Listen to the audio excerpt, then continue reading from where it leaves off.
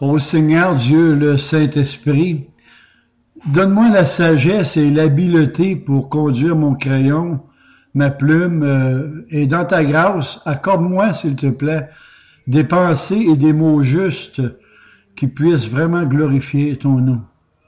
Pour nourrir ton peuple et surtout convertir les pécheurs qui écouteront les textes qui proviennent de ta parole des Saintes Écritures. Auditeurs, auditrices, soyez tous les bienvenus dans notre monde de la spiritualité. Mon message aujourd'hui est sur le voyage du pèlerin. C'est le texte de Acte 8 et les versets 21 à 41, dont je vais vous résumer brièvement le texte, mais de façon paraphrasée.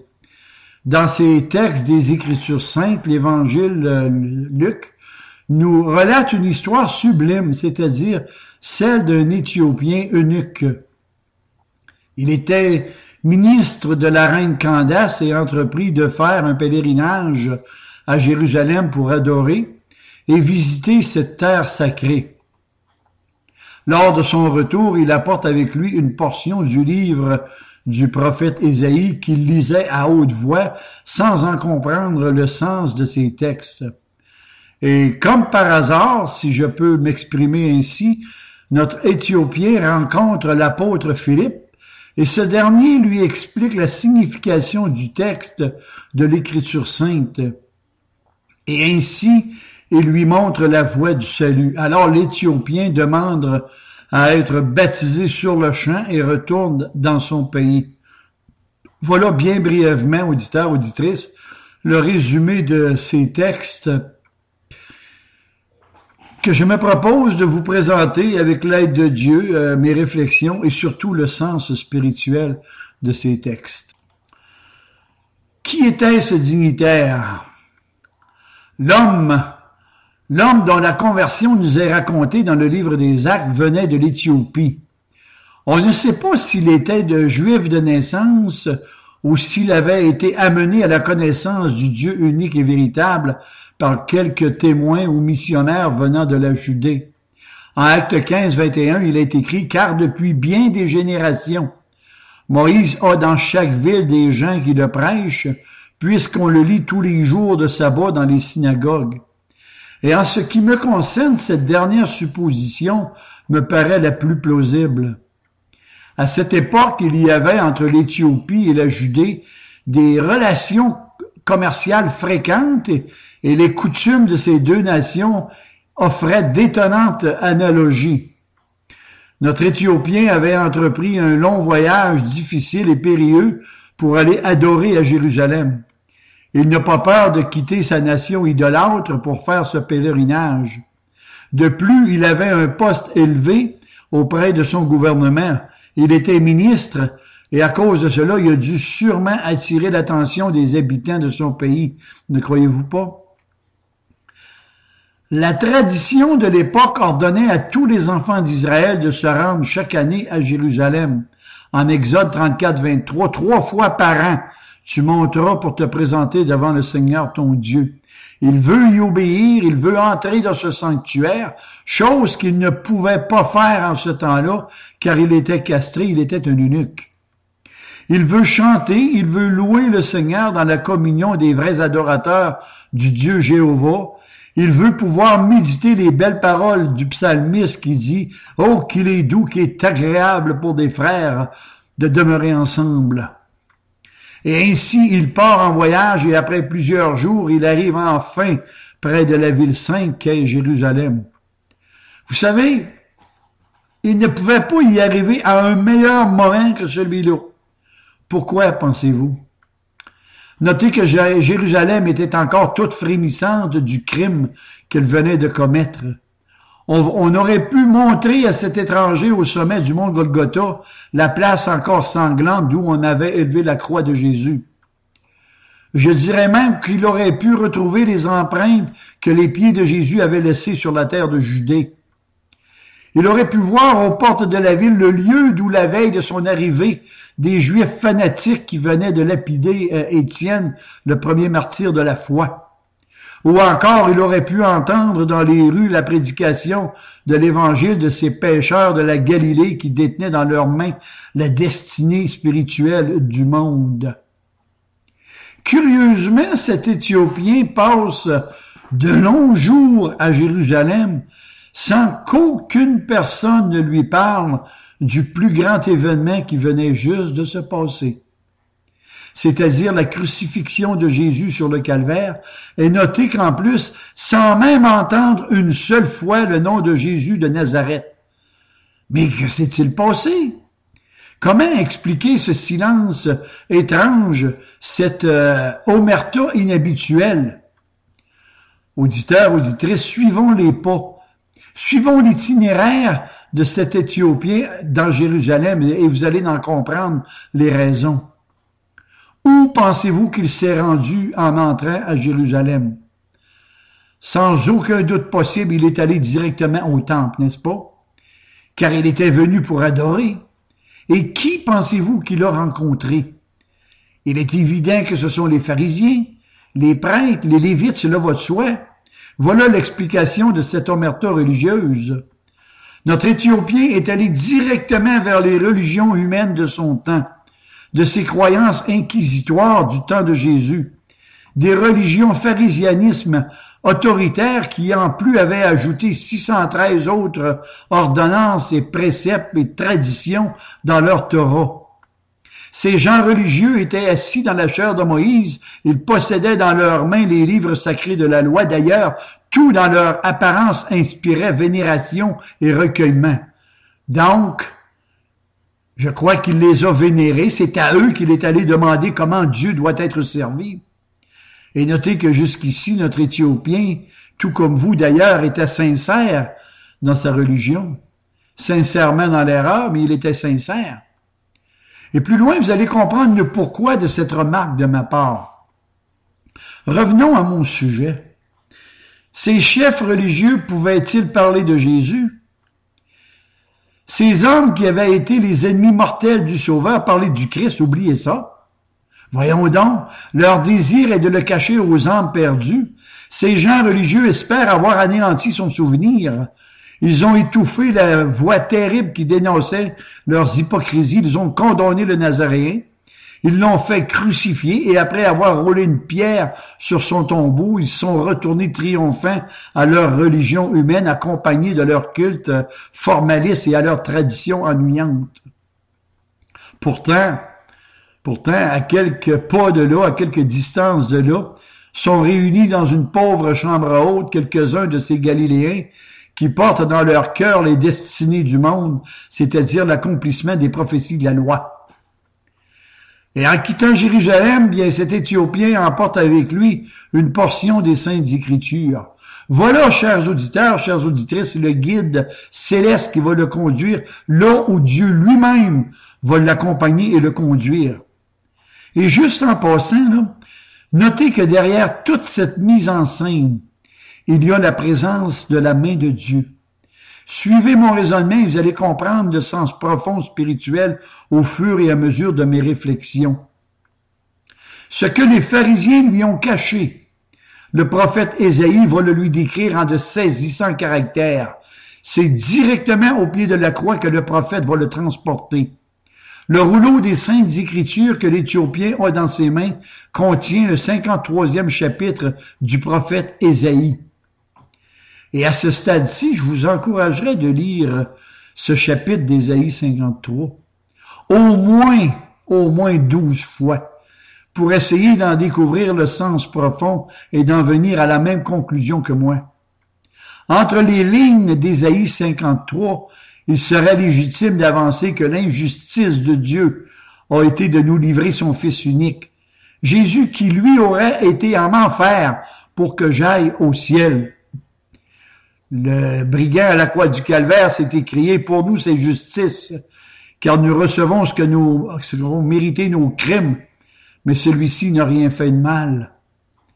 La réalité, c'est que Jésus a vécu mon enfer, votre enfer sur la croix, au moment précis où il a dit, mon Dieu, pourquoi m'as-tu abandonné? Et à ce moment ultime, Jésus, notre substitut, a été maudit et séparé de son Père. Chers frères, chères petites sœurs en Christ, je vais faire une parenthèse avec une analogie historique. 15 siècles plus tard, un moine allemand avec une âme droite, pieuse et agitée, comme celle de notre Éthiopien, qui, après avoir vainement cherché la paix dans les œuvres et les pénitences, s'est rendu dans une autre ville sainte pour y adorer lui aussi le Dieu de ses pères. Et l'émotion que saisit Martin Luther en apercevant Rome fut tellement profonde qu'il s'agenouilla en s'écriant « Oh, je te salue, ô cité des apôtres et des martyrs !» Et ainsi, jour après jour, Martin Luther parcourait les rues de Rome et s'arrêtait à chaque lieu de pèlerinage, croyant à chacune de ses croyances hérétiques et légendaires. Hélas, il faut le dire, hélas, ce qu'il trouva, ce fut la stupeur et la consternation, car partout régnait le scandaleux trafic des choses saintes. En fait, le trafic n'est pas malhonnête, mais c'est un vol que de transformer le sanctuaire de l'âme en un lieu de trafic. Souvenez-vous de l'histoire des vendeurs du temple chassés par Jésus. Luther en revint terrifié, angoissé. « Rome est bâtie sur l'enfer, disait-il. Et qu'est-ce qui le sauva du doute, pensez-vous? Ce fut la grande doctrine de la foi. La grande doctrine de la foi d'Habacuc 2:3. Le juste vivra par la foi, car c'est par la grâce que vous êtes sauvés, par le moyen de la foi.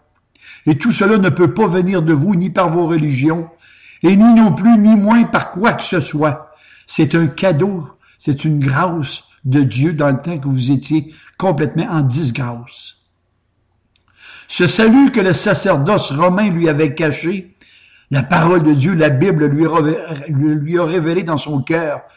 Et juste en passant, chers amis, qu'est-ce qui nourrit vos âmes chaque jour, aujourd'hui, pour chacun de vous? L'homme ne vivra pas de pain seulement, mais de toute parole qui sort de la bouche de Dieu. Ah oui, n'hésite pas à prendre ce livre de vie. Médite-le jour et nuit. Et c'est là le secret d'une très bonne santé spirituelle. Dévore ce livre, déjeune avec, dîne, soupe avec, collationne-toi avec de la parole. Et de plus, je te supplie d'ouvrir tes mains et ton cœur avec insistance vers le Dieu, le Saint-Esprit, de t'illuminer et de buriner ces paroles dans ton âme. Tu aimeras le Seigneur, ton Dieu, de tout ton cœur, de toute ton âme, de toutes tes forces et de toutes les puissances des entités de ton être. Je reviens à mon texte. L'intendant de la reine d'Éthiopie s'en allait donc en lisant à haute voix les Écritures du prophète Ésaïe sans les comprendre. Et ainsi, penché sur ces pages sombres, il attend, il prie, il espère, nous montrant par là que l'on a tous besoin de persévérance lorsqu'il faut chercher la vérité. Où donc se trouvent de nos jours les personnes qui savent étudier les Saintes Écritures dans l'esprit de cet ancien païen? Ce que l'on n'avoue pas, c'est de la manière dont on s'y est pris pour arriver à la vérité. Est-ce que nous sondons la parole simplement par curiosité? Il serait bon pour vous de savoir que le Seigneur n'a jamais résolu de nous les faire entièrement comprendre immédiatement. S'il y a des choses spirituelles que vous ne comprenez pas aujourd'hui, Dieu vous les montrera de manière progressive plus tard. Lorsque vous serez prêt à en comprendre le sens lors de votre croissance spirituelle. Philippiens 3,15 nous dit, « Si vous êtes d'un autre avis, le Seigneur vous éclairera aussi là-dessus. En son temps, à lui, lorsque vous serez assez mature pour comprendre. » En fait, ce que je vous dis, c'est que vous n'avez pas à vous inquiéter du grain de sable que la meule a pu introduire avec le blé de ce pain venu du ciel.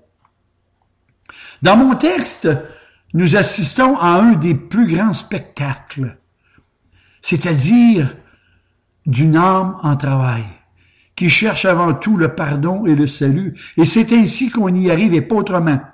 C'est par l'humilité, le repentir et la foi venant de Dieu.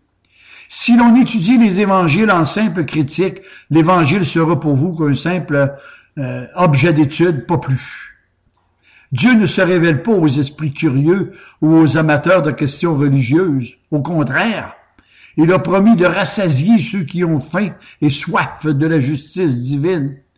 Cherchez premièrement le royaume et la justice de Dieu et toutes choses vous seront données par-dessus. Ne vous inquiétez donc pas du lendemain, car le lendemain aura soin de lui-même. Et encore là, tout vient de Dieu, parce que de vos propres forces, cela vous sera impossible. D'ailleurs, très souvent, j'entends des chrétiens mal affermis dire, vous savez, j'ai accepté le Seigneur Jésus-Christ dans mon cœur comme sauveur personnel. Notez que c'est Christ qui est venu vers vous, hein, et qui vous a choisi en premier et non l'inverse. Et non l'inverse. Je vous propose de prendre une concordance de la Bible et de rechercher les mots comme élu, choisi, adopté, son peuple, ses enfants, ses brebis, les saints, préférés, distingués, affranchis, à tous ceux qui sont élus selon la préscience de Dieu par la sanctification de l'Esprit, nous dit l'apôtre Pierre. C'est Dieu qui vous a aimé le premier. C'est Dieu qui vous a choisi en premier par sa grâce irrésistible. J'insiste en vous disant que vous ne pouvez aucunement recevoir Christ comme votre sauveur, sauf si lui-même prend l'initiative d'ouvrir vos cœurs. Vous vous souvenez de Actes 16, 14? Et Dieu ouvrit le cœur de Lydie, marchande de pourpre, qui écoutait les paroles de l'apôtre Paul. Et Dieu ouvrit le cœur. Il serait bon que vous sachiez aussi que pour vous faire avaler un mensonge, le diable va toujours y ajouter un brin de vérité. Et notez aussi que le diable sait aussi se dissimuler dans les plus petits détails pour en contredire le sens spirituel, parce que Satan se déguise lui-même en ange de lumière, et il n'est pas surprenant que ses ministres se déguisent aussi en ministres de justice. Essayons de voir un peu le hasard ou Dieu. Et là, comme par hasard, Philippe se trouvait sur la route que suivait notre Éthiopien. Mais au fond de cette scène, on peut voir l'intervention du Dieu souverain. Et en ce qui me concerne, le hasard n'existe pas. En fait, Dieu règne sur sa création et sur ses créatures. Dieu veille aussi sur sa parole, Jérémie 1,12. Le Seigneur dit, « Car je veille sur ma parole pour l'exécuter. » Et dans les premiers mots qu'échangent ces deux hommes, et savez-vous ce qui me frappe le plus? C'est la bonne foi de l'Éthiopien. Voyez avec quelle droiture et quelle simplicité il répond à la question de Philippe par l'aveu de son ignorance. Philippe lui demande, « Comprends-tu ce que tu lis? » Et lui de répondre, « Comment pourrais-je comprendre si aucune personne ne me guide? » Vous savez, c'est très difficile de pouvoir dire à un autre « je ne sais pas ». C'est encore beaucoup plus facile de répondre « je ne veux pas savoir ». Pourquoi? Parce qu'au fond, lorsqu'il s'agit de connaître Dieu, c'est connaître en même temps tous les droits qu'il a sur nous. Et lorsqu'un homme, dans son humilité, dit « je ne sais pas », il est déjà très proche de la vérité. Et de plus, il y a dans les paroles de cet Éthiopien quelques mots dont on a fait un abus de confiance étrange et disproportionné. Comment comprendrais-je si personne ne me guide?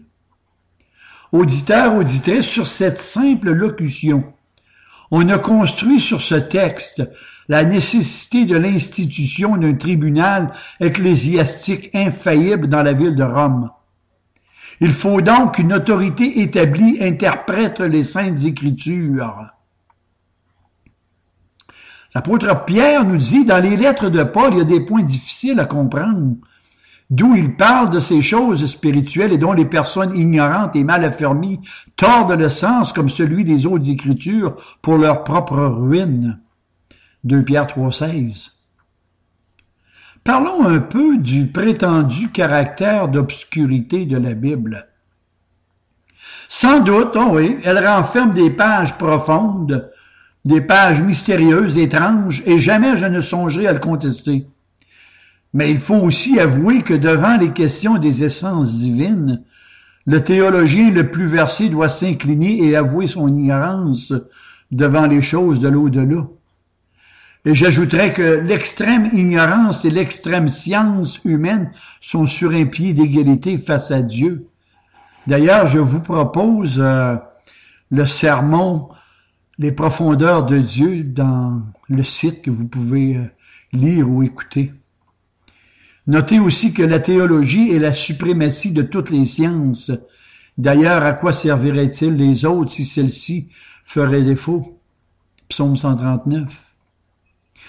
Pour votre information, la science est une masse d'informations reçues par des expériences observables et répétées, analysées en laboratoire. Les religions et philosophies sont un concept intellectuel non sujet aux expériences dans les laboratoires. 1 Timothée 6,20 « Ô Timothée, garde le dépôt, en évitant les discours vains et profanes et les disputes de la fausse science dont font profession quelques-uns qui se sont ainsi détournés de la foi. » Le savant scientifique Einstein a dit ce qui suit. La science sans religion, elle est boiteuse, et la religion sans science, elle est aveugle. Retenez ceci, en empruntant le langage des hommes, la vérité divine ne peut y trouver des mots capables pour traduire dans une clarté suffisante. Parce que la gloire de Dieu, c'est de cacher les choses, et la gloire des rois, c'est de sonder les choses. Prenons un exemple. Comment des êtres renfermés dans l'espace et le temps peuvent-ils raisonner et comprendre un être pour lequel l'espace et le temps n'existent pas? Il faut le reconnaître qu'il y a dans les Écritures beaucoup d'obscurités que l'on ne peut éclairer que par une préparation spéciale, comme les problèmes de datation, de lieu, les problèmes d'origine, de mœurs, de coutumes, de grammaire, de traduction, d'histoire, et beaucoup d'autres questions qui demandent à être traitées par des procédés d'analyse de la science humaine sur trois points de base. Premièrement, l'observation. Deuxièmement, l'interprétation. Et troisièmement, l'application. Observation, interprétation et application, ça s'applique à toutes les sciences. Par contre, il reste un fait qui m'a toujours frappé. C'est l'admirable clarté de la Bible en ce qui concerne la grâce, le pardon, le salut, les promesses, l'élection de Dieu, la sanctification, la glorification, le retour de Jésus-Christ, et j'en passe là. Aucun livre sur la terre n'offre un caractère d'universalité que la Bible. Ce livre saisit l'âme humaine. On l'a appelé le pain des âmes. Et il mérite ce titre. Il y a des choses qu'on ne peut pas dire, mais qui est en soi une grande bénédiction pour notre âme. Ce livre est unique et j'oserais même avancer que ce ne sont pas les obscurités de la Bible qui nous empêchent de croire, mais bien plutôt ses clartés. C'est un évangile éternel. Je vous défie de placer sur un des plateaux d'une balance toutes les erreurs, tous les abus que subit la Bible, toutes les exagérations de la bêtise humaine auxquelles les saintes Écritures ne donnent pas de réponse. Et moi, de l'autre côté de la balance, je jetterai toutes les bénédictions, toutes les grâces, tous les progrès, toutes les libertés qui sont sorties de ces pages divines, et je sais de quel côté la balance va s'incliner. Ceci dit, voyons le sens profond de mon texte sur ce pèlerin éthiopien. Comment comprendrais-je si personne ne me guide? Dans ces paroles, j'y vois ici l'affirmation de la loi divine qui a créé l'Église.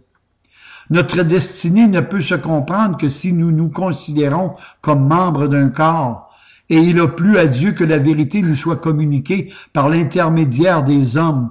D'ailleurs, n'est-ce pas ses ordres? Allez, faites de toutes les nations des disciples, les baptisant au nom du Père, du Fils et du Saint-Esprit, et enseignez-leur à observer tout ce que je vous ai prescrit, et moi je serai avec vous tous les jours jusqu'à la fin du monde. Je serai avec vous. Je bâtirai mon Église. C'est pas vous autres. C'est pas votre Église. C'est l'Église du Seigneur. Je bâtirai mon Église et je serai avec vous. Vous allez être les instruments du Seigneur. Et de plus, j'aime à croire que l'Église des patriarches existait même avant la révélation écrite par Moïse. Et plus encore, l'Église chrétienne, avant même que le premier mot du Nouveau Testament soit lui aussi écrit. De même, vous, aujourd'hui, avant même de pouvoir lire les Écritures, quelqu'un, quelque part, vous a mis dans le cœur l'enseignement chrétien par la parole. Dites-moi que j'ai tort. Même vos premiers pas ont été supervisés par votre moment. Vous avez été guidé par les autres. Celui qui pense être arrivé seul à une croyance quelconque est un égoïste, un aveugle et un ingrat. Voyez Philippe, au tout début de son ministère, disant à Nathanaël, « Nous avons trouvé celui de qui Moïse a écrit dans la loi et dont les prophètes ont parlé. » Notez que si la synagogue aurait été infaillible, qu'aurait-il fallu penser du Christ qu'elle a rejeté? Et Dieu n'acceptera jamais que la conscience de ses enfants soit contrôlée et asservie par les hommes. Car les religions humaines ont toujours été les croix des théologiens. Et en plus, l'homme, dès sa naissance, possède un esprit déformé par des conceptions religieuses faussées qui ont été reçues soit par ses parents ou soit par la société. Lorsqu'un enfant vient au monde, son cerveau est comme une éponge. Il enregistre tout ce qui se passe autour de lui. Son cœur est pur comme une ardoise qui sort de l'atelier. Il n'y a absolument rien d'écrit en lui et en plus, on ne nous a même pas donné le livre d'instruction qui vient avec l'enfant pour pouvoir l'élever dans la bonne voie. Ah oui, avant que je l'oublie, lorsqu'il vous sourit, là, mesdames, il est en train de vous dire qu'il vous aime. Ce dernier commentaire provient de mon épouse. Revenons à notre sujet, à la réponse de l'Éthiopien à Philippe. Comment comprendrais-je si personne ne me guide? On a construit sur cet étrange échafaudage religieux l'infaillibilité de l'Église romaine, c'est-à-dire qu'une autorité supérieure religieuse soit établie, et ce que je viens de vous enseigner doit suffire à rejeter cette hérésie romaine. L'œuvre de Dieu, le Saint-Esprit. Voyez donc, voici. Philippe, il est assis à côté de l'Éthiopien en lui expliquant les Écritures. En fait, sa tâche est facile, car par une de ces coïncidences que les hommes appellent hasard, on peut y discerner l'intervention de Dieu lui-même. Cet homme venu adorer à Jérusalem a dans ses mains les textes du prophète d'Ésaïe, le 53e chapitre. Auditeurs, auditrices, je vous défie encore une fois de demander à un juif, là, aujourd'hui, ce que j'essaie de vous enseigner, et il vous dira sans hésiter que ces textes ont un rapport direct avec le libérateur d'Israël dont la prophétie n'est pas encore accomplie. Pourtant, le martyr de cet Israélite qui s'est immolé volontairement pour son peuple a subi un abaissement tellement extraordinaire que le peuple juif ne l'a même pas reconnu. Et c'est dans ces textes que l'apôtre Philippe a vu le Christ de Dieu qui ôte le péché du monde. L'apôtre a vécu avec Jésus pendant 3 ans. Il a été un témoin oculaire. Il dresse devant ses yeux la figure réelle du Rédempteur. Il lui raconte ses enseignements, ses œuvres, ses souffrances, sa crucifixion. Et l'Éthiopien entend parler du baptême qui doit marquer tous les disciples de Jésus. Et dès qu'il voit de l'eau, il dit « Mais qu'est-ce qui m'empêche d'être baptisé? » Auditeurs, auditrices, voici une vérité que bien des croyants évangéliques de mon temps n'ont pas saisi sur le sens profond de cet engagement ou de cet enrôlement. Et surtout, de l'implication de ce geste rituel du baptême, incluant ses conséquences. Lorsque vous avez été baptisé dans vos églises, Est-ce qu'ils vous ont inclus les conséquences de ce rituel du baptême? Je suis certain que non. Ce qui t'en empêche, imprudent, c'est tout ton avenir ici-bas. C'est ta réputation qui va être attaquée, c'est ta position brillante qui sera en lutte avec tous les regards envieux de ton poste de travail. As-tu vraiment consulté tes intérêts? Sais-tu vraiment à quoi tu t'exposes en suivant cette croyance, ce nouveau chemin d'où le Saint-Esprit te conduira chaque jour de ta vie? Et en plus, tu ignoreras sa direction pour toi durant ton séjour terrestre. Tu seras aux prises avec ses paroles. À chaque jour suffit sa peine. Vous serez haïs de tous. Le jour d'où le Seigneur vous appellera par sa grâce irrésistible, il vous faudra sortir des sentiers battus de vos religions humaines. Bien des chrétiens de mon temps ont perdu le sens de l'effort de la vie chrétienne. Ils cherchent toujours des raccourcis, des solutions de facilité pour se rendre là où ils veulent aller. Mais Jésus nous a dit que le chemin est très étroit.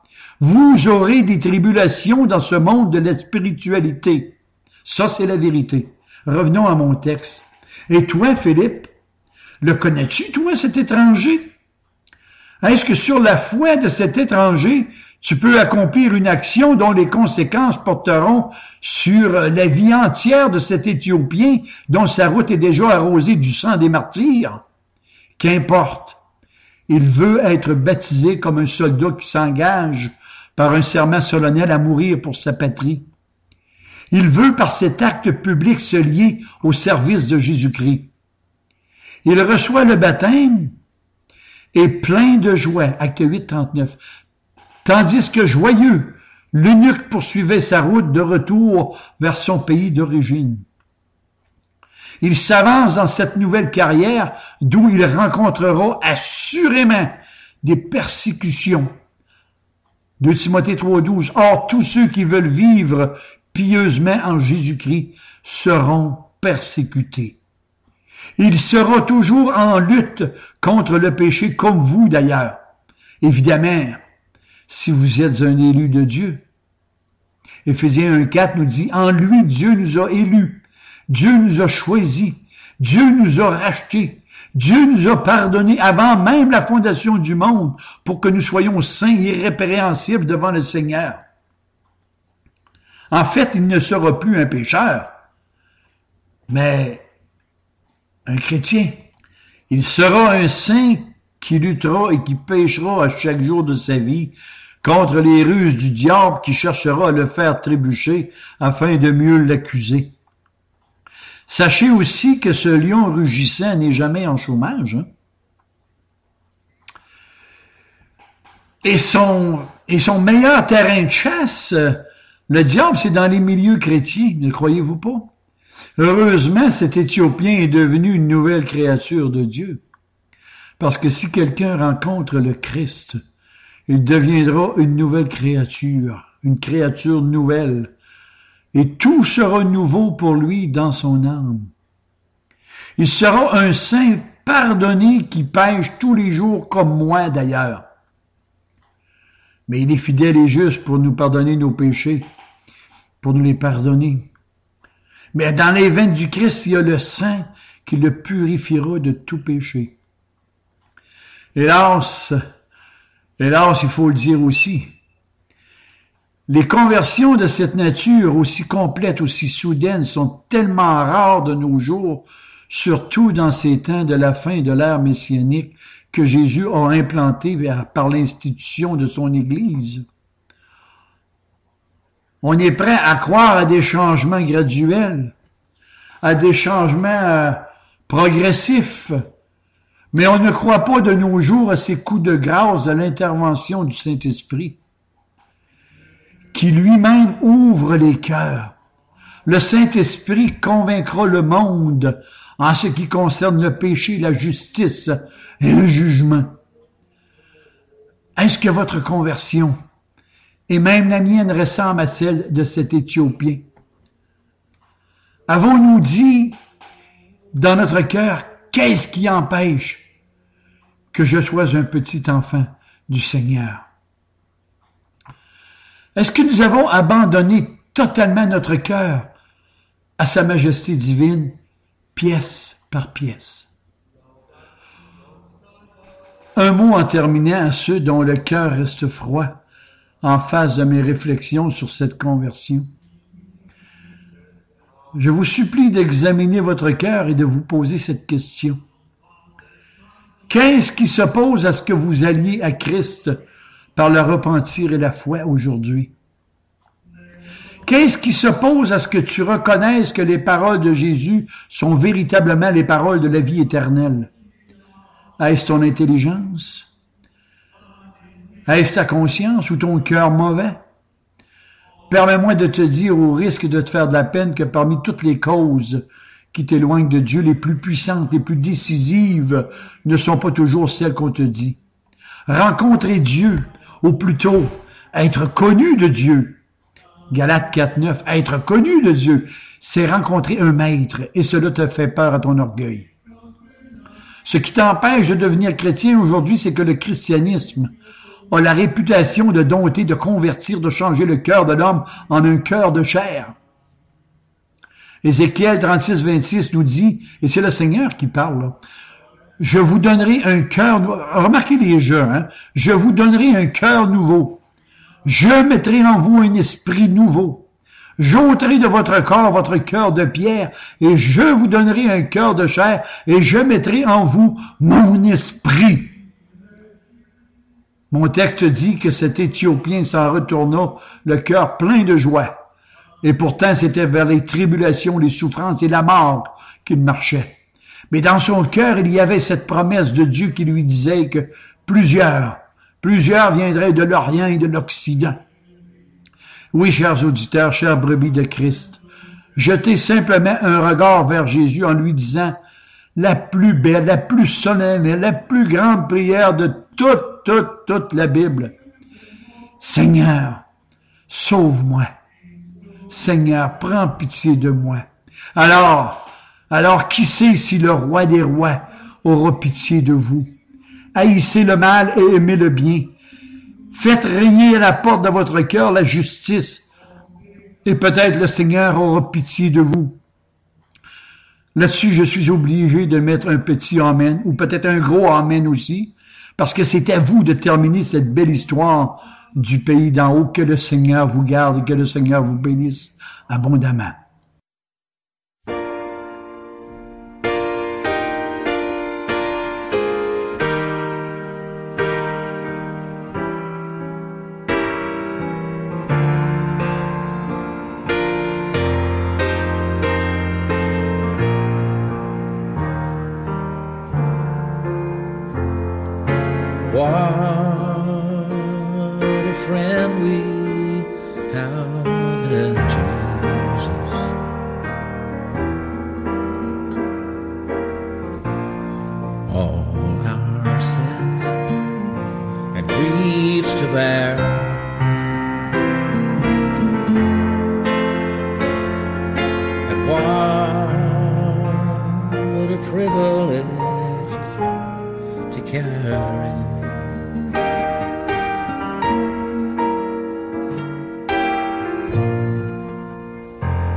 Everything to God in prayer.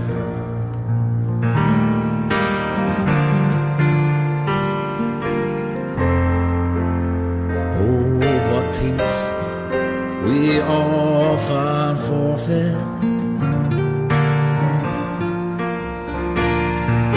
and oh, what needless pain we bear.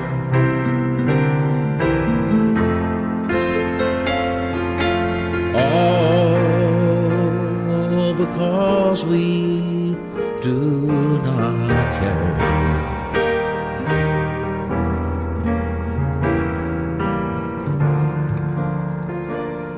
everything to God in prayer.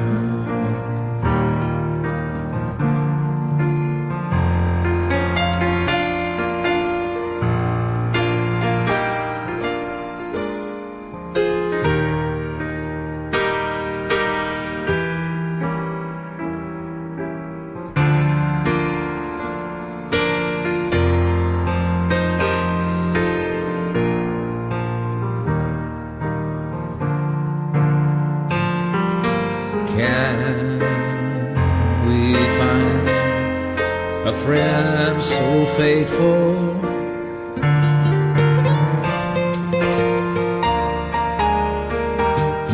Who will all our sorrow share?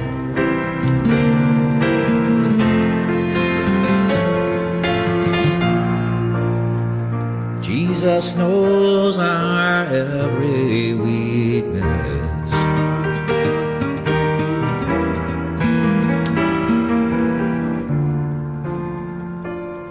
Take it to the Lord in prayer.